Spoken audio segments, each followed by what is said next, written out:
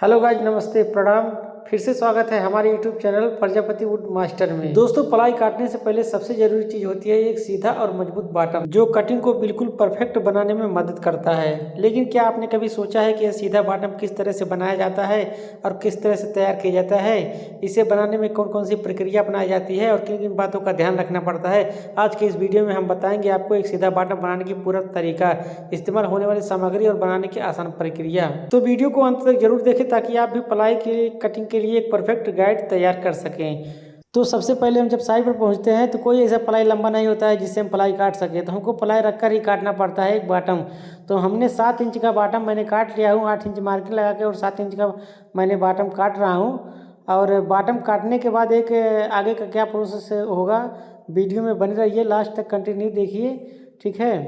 तो समझ में आएगा आखिर बॉटम कैसे बनाते हैं। नए कारपेंटर की सबसे ज़रूरी चीज़ है, क्योंकि पुराने कारपेंटर तो सभी को मालूम है लेकिन नए कारपेंटर को नहीं मालूम रहता है। तो हमने प्लाई कटिंग कर लिया है और मार्किंग कर रहा हूँ। मार्किंग करने के बाद इस तरफ से भी मैं देखूंगा कि आखिर प्लाई कितना बेंड हुआ है। तो जब पर इधर से भी देखूंगा तो उसके हिसाब से हमको पता चलेगा कितना रंधा मारना है और कितना क्या करना है। तो देख सकते हैं हमारा जो है 2 सूत का आउट है, प्लाई कट किए हैं। तो मैं इससे दोबारा कट करूँगा, क्योंकि देखिए जब प्लाई कटिंग करते हैं तो 7 इंच का जो प्लाई रहता है वो ऑलरेडी कटिंग करने के बाद भी बैंड होता है। इसलिए कटिंग करने के बाद जब बैंड हो जाता है तो फिर से मैं एक बार और कटिंग करूँगा। उसके बाद कटिंग करने के बाद फिर से मैं मार्किंग करूँगा। तो मैंने ऑलरेडी प्लाई को कटिंग कर लिया फिर से, और फिर से मैं जा रहा हूँ मार्किंग करने। मार्किंग करके देखूंगा कि आखिर किस तरह से अब कितना मांग रहा है, 1 सूत है या 1.5 सूत है या आधा सूत है, कितना भी मांगेगा तो मैं इसे उसी के हिसाब से उसको रंधा मारूंगा। हमारा जो बॉटम था दोस्तों वो बिल्कुल 1 सूत का करेक्ट टेढ़ा है, क्योंकि काटने के बाद थोड़ा कम हो गया तो हमको जो है कम रंधा मारना पड़ रहा है। तो बीच में हमारा जो है 1 सूत आउट है, तो बीच में हम रंधा मारेंगे।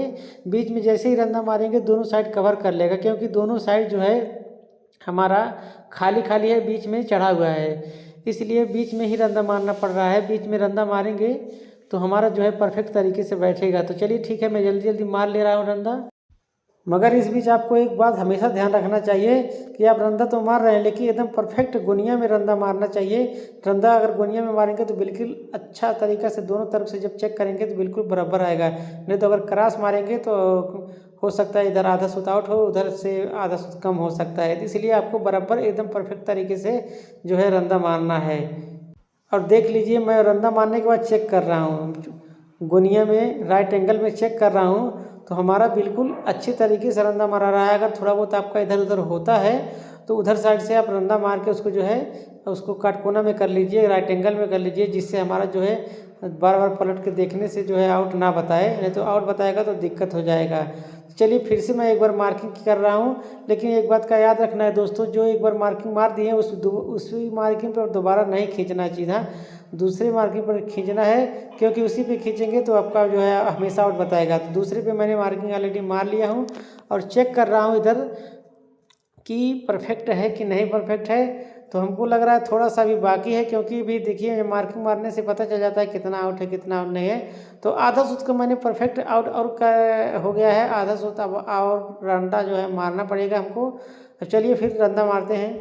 रंधा मारते समय एक बात का हमेशा ख्याल रखिए कि कहीं रंधा फिसल ना जाना है तो आपको चोट भी लग सकती है। बीच बीच में मैं बहुत ज़्यादा थक जा रहा हूँ, क्योंकि लगातार रंधा मार रहा हूँ, इसलिए मेरा हाथ दर्द करने लगा। तो आप लोग को थका लगता है या नहीं, कमेंट में ज़रूर बताइएगा। और मैं फिर अपने बॉटम को लास्ट में एक बार और चेक करूंगा, क्योंकि देखूंगा कि अगर लेवल आ गया है कि नहीं लेवल आ गया है। तो लास्ट बार एक बार और चेक करूंगा, लेकिन हमारा लेवल जो है हमारे बॉटम का वो बिल्कुल परफेक्ट तरीके से आया, दोनों तरफ से सेम मार्किंग आ रहा है। तो इसका मतलब हमारा जो है बॉटम बन के रेडी है।